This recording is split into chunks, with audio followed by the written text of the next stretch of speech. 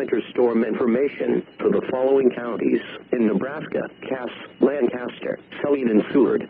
Winter storm warning in effect from 9 p.m. this evening to 6 p.m. Monday. The National Weather Service in Omaha Valley has issued a winter storm warning for a mix of winter weather, which is in effect from 9 p.m. this evening to 6 p.m. Monday. The winter storm watch is no longer in effect. Timing: a mixture of freezing drizzle, freezing rain, and sleet should develop tonight. The mix will turn over to snow later on Monday, before tapering off early Monday evening. The following impacts are expected: ice accumulation up to 1/10 to 1/4 of an inch, and 2 to 4 inches of snow accumulation are possible. A winter storm warning means significant amounts of snow, sleet, and ice are expected or occurring. This will make travel very hazardous or impossible.